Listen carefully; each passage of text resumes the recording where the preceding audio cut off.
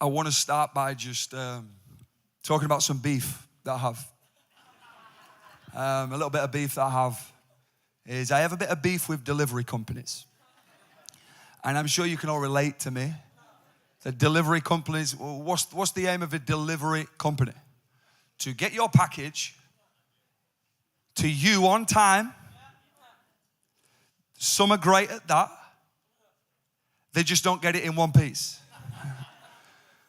So I remember a time where I'm waiting for a package. Now, this package, it was important to me. I needed this package. I needed it in one piece, and I certainly needed it on time.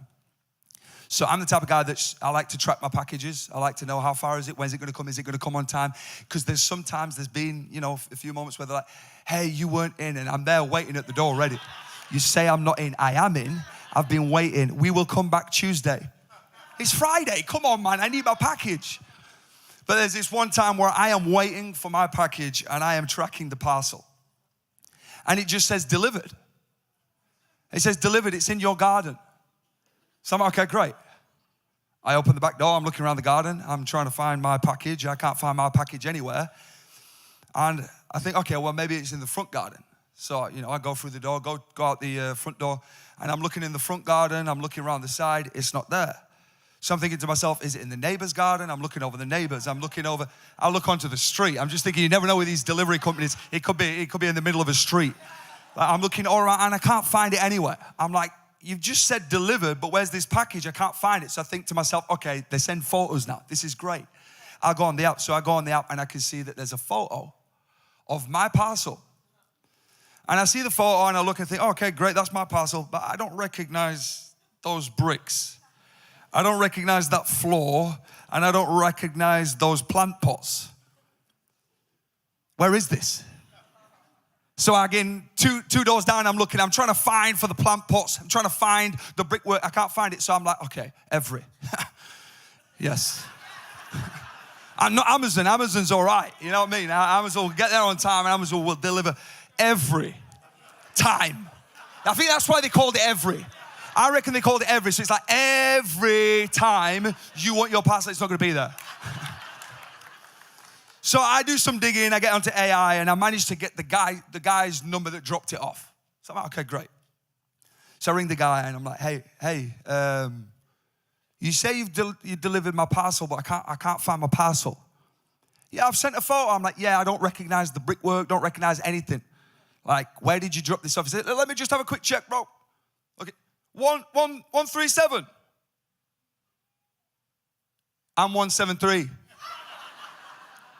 Oh, my bad, bro. Let me have a look. No, yep, you're right. It says 173. So I leave my phone there. I'm like, I need this package. So I go down. It's like 40 doors away. So, I go for a nice little marathon run. I run down. I get to 137. And now I'm thinking to myself, okay, it's my package, all right, but it's not my property.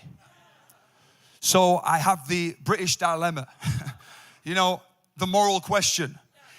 Is it okay for me to snoop around looking for it's my package, there's something that belongs to me here.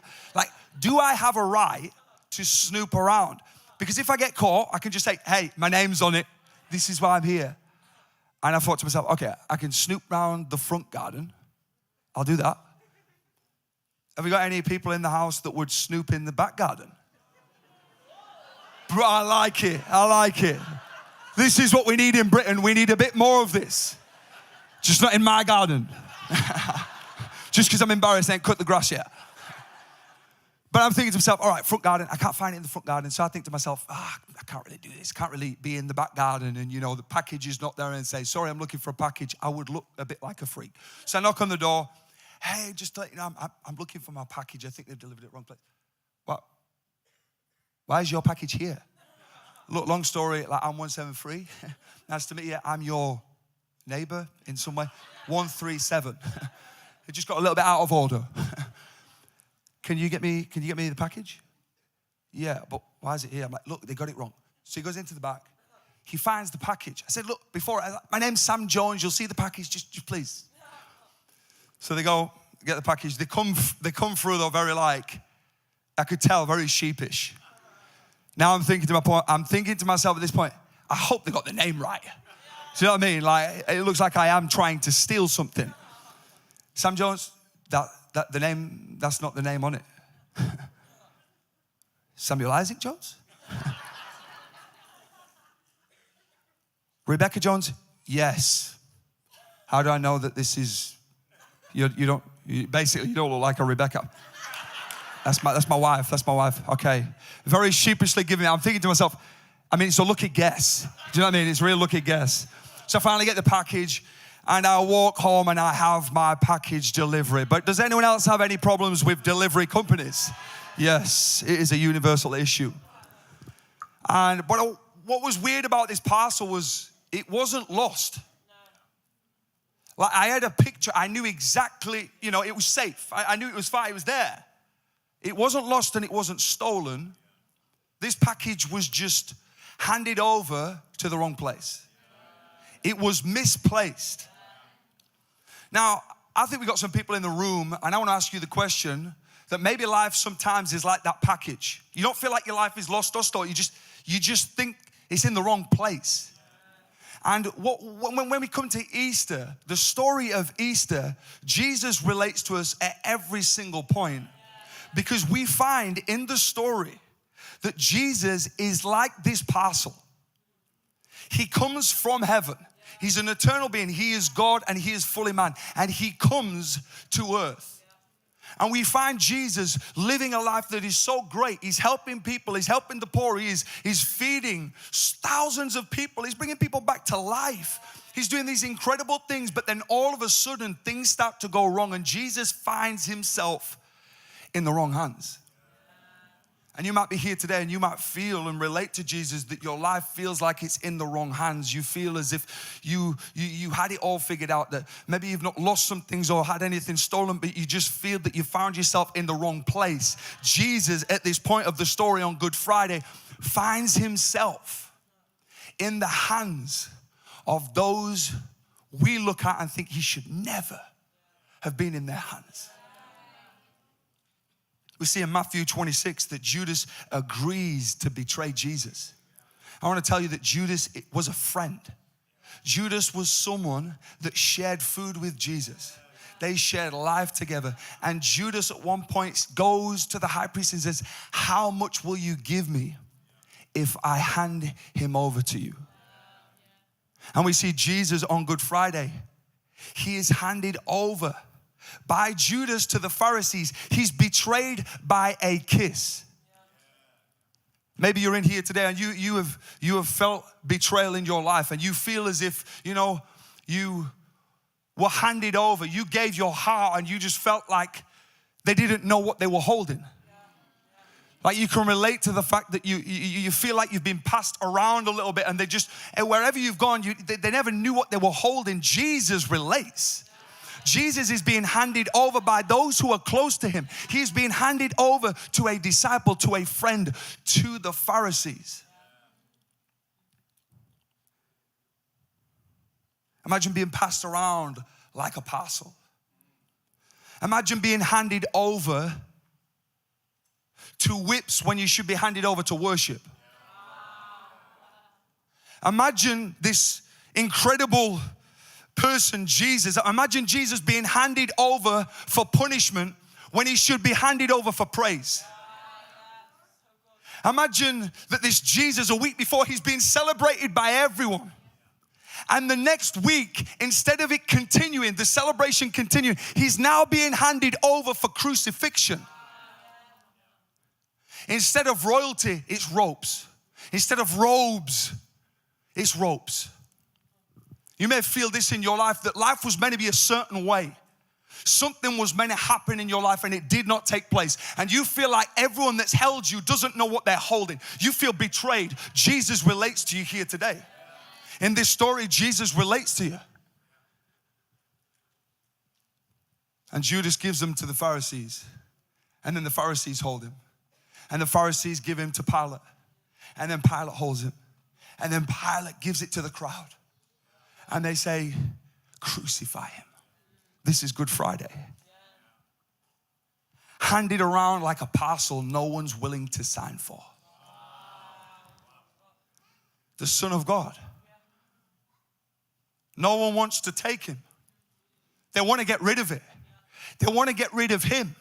Have you ever felt like this in life, where you feel like you just don't know where you belong? You're just being passed around, you're being handed over, and you feel as if all the while the enemy is taking over, taking over, taking over, taking over, and all you can do is just give over control. I just don't know what to do. Where do I go? What do I do? The story of Easter, Jesus relates to you. He relates to you.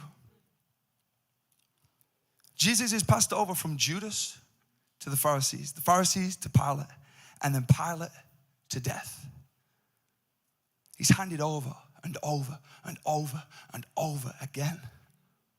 Someone who should be treated like with the most precious of treatment is just being passed over, thrown around. And Judas did not know what he was holding. So he handed him over. He would rather have 30 silver coins in his hand because he did not know what he was holding. He was handing Jesus over, but he did not know what he was holding. The Pharisees grabbed Jesus and they gave him and handed him over to Pilate. They did not know what they were holding. Pilate looks at this point, and as Jesus has lived a blameless life, Pilate looks and thinks, I cannot condemn this man. Why are you handing him over to me? There is nothing wrong with this guy. And they say, crucify him. And Pilate's like, hang on a second. There is someone that has mishandled your people. His name's Barabbas.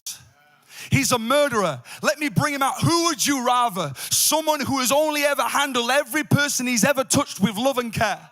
Jesus. That has only ever seen the best in people. There's only laid his life down for people. That has healed sick people. That has redeemed oppressed people. That has reached out for the outcast. Or Barabbas, this murderer. We want Barabbas handed back over. Crucify Jesus. Have you ever felt like a parcel passed around? No one's willing to sign for you. They didn't know what they were holding.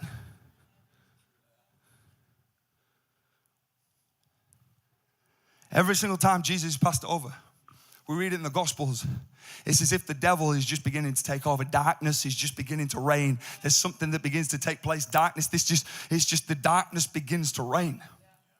Now what's incredible about this is Judas didn't know what he was holding, but he knew what he was handing over. I'm handing over Jesus, my friend. The devil knew what Judas was holding whilst he was being handed over.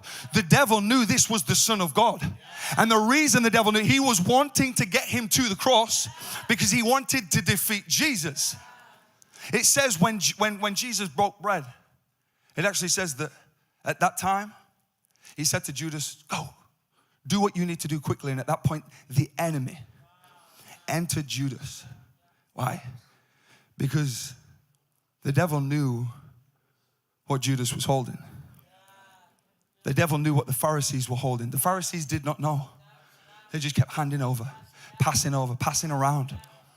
Pilate, he did not know what he was holding, but the devil did. And every single time he's been passed over until he gets passed over and he gets handed over to death. You ever feel like in your life the enemy's taking over? You ever feel like in your life you feel you're being passed around, or you feel as if certain things in your life are out of control? You just can't seem to, find the package. You just can't get your hands on it. And it just seems to go out of your hands so quickly. You're like, what is going on? It feels as if darkness is truly taking over. Jesus can relate. Jesus can absolutely relate to you. For everyone watching, it must have been for Mary,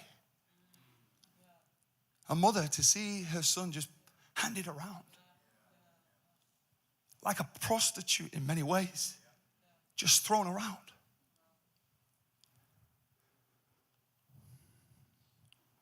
But I want to read a verse. It says in John 10:18, no one takes it from me. This is Jesus' words. No one takes it from me, but I lay it down of my own accord. I have the authority to lay it down and the authority to take it up again. The amazing thing is we read the story and think he's being handed over by everyone. But he's actually laying it down. He's being handed over so we can be taken back.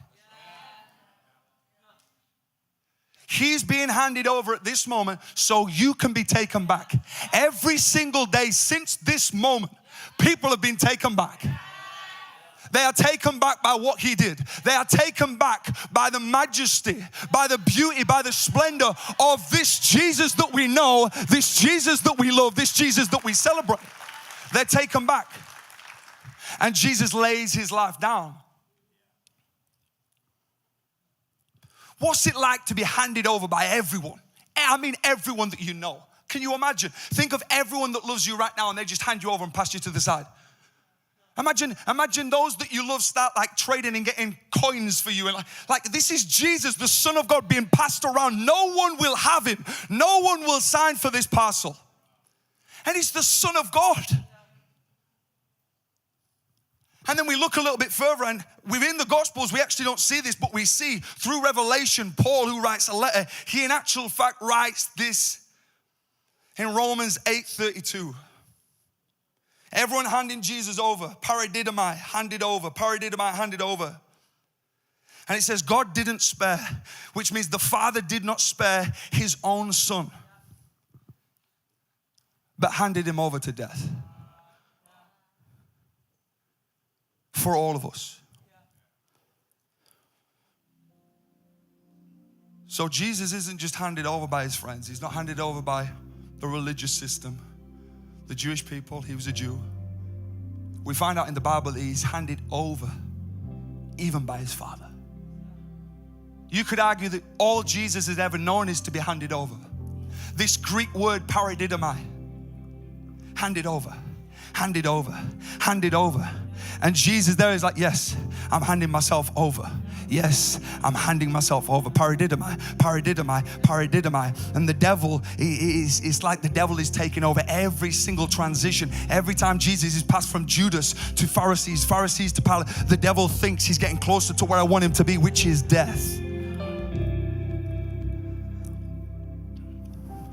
what's amazing about this is even his Father hands him over. And at this point, he is given over to death. And Jesus at this point is very careful what he says and what he does, because he is laying his life down. Now, what I want to say is that the devil knew what was in Judas's hand. I've told you this. The devil knew what was in the Pharisees' hand. The devil knew what was in Pilate's hand. The devil knew what was in their hands. And when Jesus was being handed over, he was getting so excited because he was leading him, thinking he's going to kill God. But there is one thing that the devil did not know. And I believe it's the same when it comes to your situation, your life. When you know Jesus and when you say yes to Jesus, everything can feel like it's taking over. Everything can feel like it's losing place and you just don't know where things are at. But the devil couldn't see one thing. The devil couldn't see what Jesus was holding. Greater than that, the devil couldn't see who was holding Jesus. He could not see. He could not see.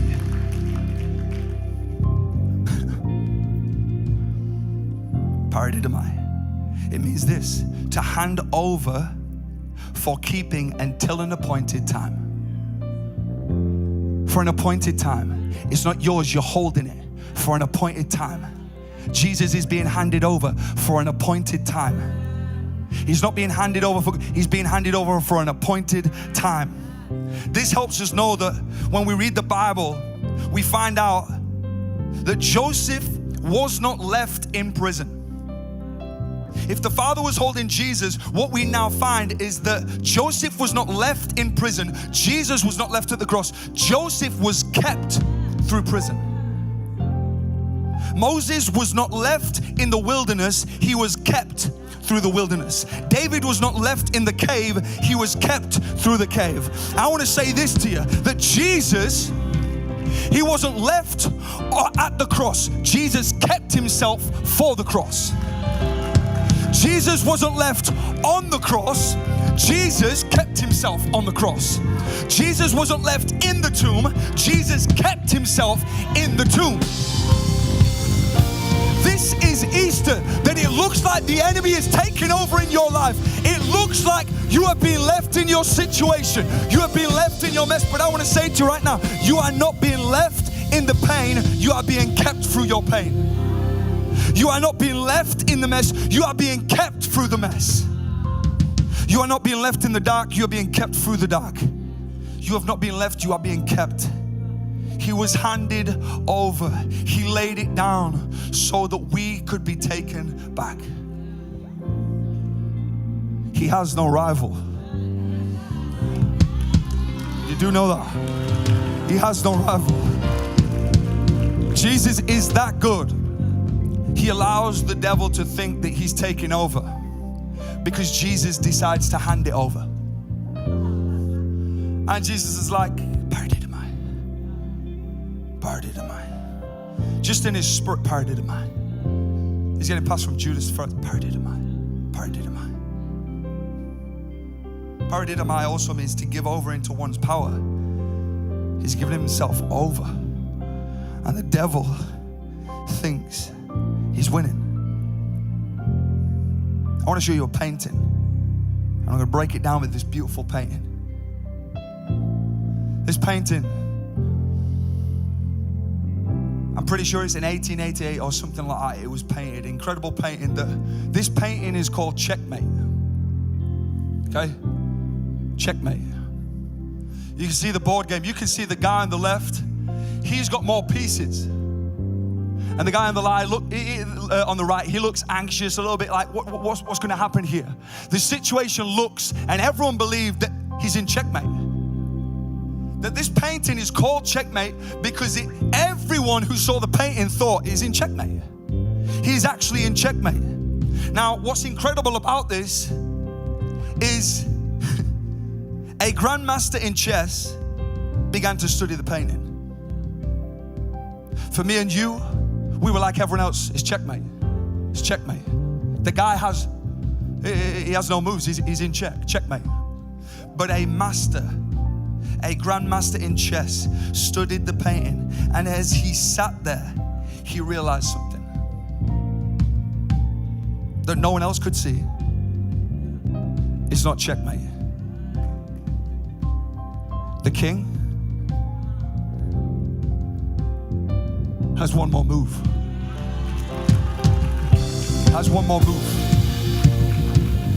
This grandmaster looked at the painting, and after he studied it, he said, it's not checkmate. The king has one more move. I want to say right now, what's Easter about? I just said paradidamai, paradidamai, paradidamai. Hand it over, hand it over, hand it over. Hand it over, hand it over. Pass around, pass around, pass around. What have we celebrated today with people going into the tank? Jesus, it says in Revelation 1:18, he went into death, he went into hell. And he took back the keys from hell. What is Easter about? Friday, he is killed. Saturday, he's in a grave. You could say that Saturday, he's in the tank. And the devil thought he'd won. The devil thought that he had collected God's soul, but what he didn't realize is that he had delivered the sacrifice to save every other soul. Your soul. He was handed over so you could be taken back.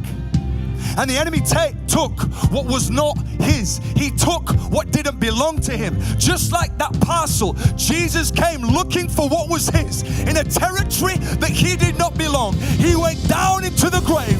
He went down into a place where me and you belong. And what did he do when he went there? He looked at the devil. And what did he say? The king has one more move. One more move. So I gotta tell you, because all of this, I need to pull it all together. I need to pull it all together. Why are we doing baptisms? Why are we doing Easter and baptisms on the same day?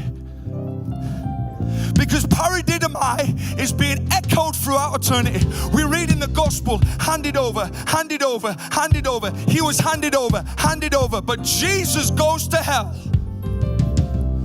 Jesus goes to hell. Come. Jesus goes to hell.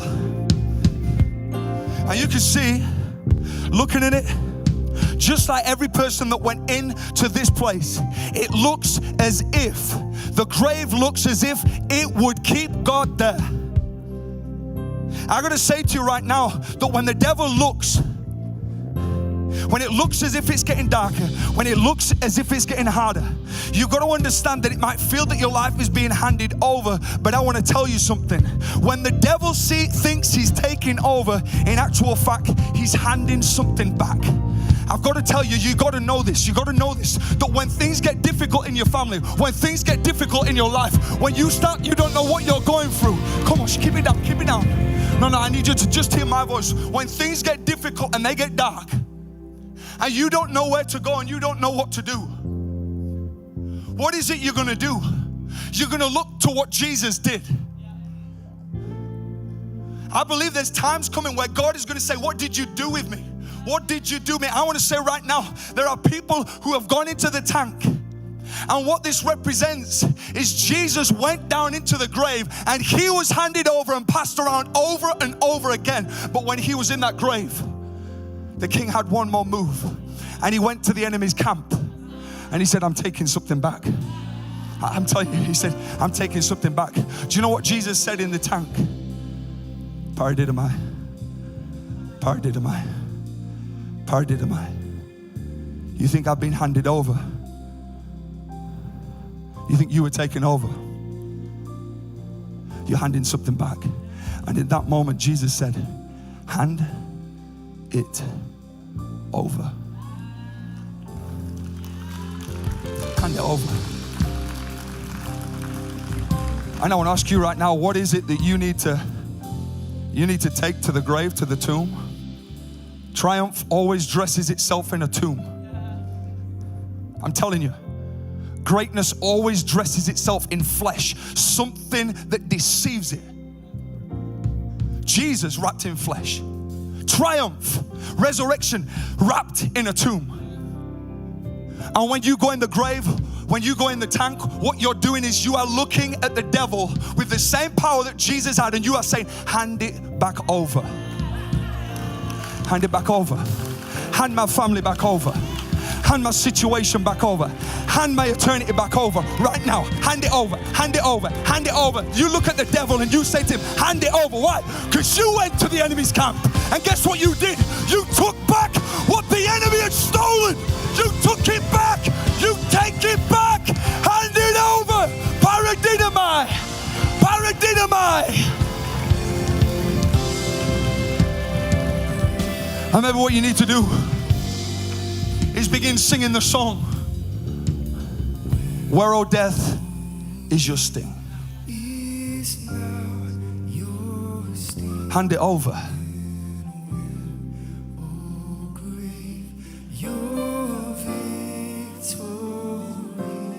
That's why people get into a tank, because they're declaring, where, O death, is your sting? Where, O death, is your sting? How do you kill God and God kills death? How? How does God kill death? Because he's God and he has no rival. And I want to tell you right now, eternity is found in Jesus, because he birthed a way out in death. You want a way through death? Say yes to Jesus. You spend the rest of your life with Jesus. You want triumph? Step into the tomb with Jesus and you'll find out triumph is with you. You want freedom? You want salvation? Step into the tank, and I'm telling you, you'll find out that Jesus said to the devil, hand them over. Hand them over.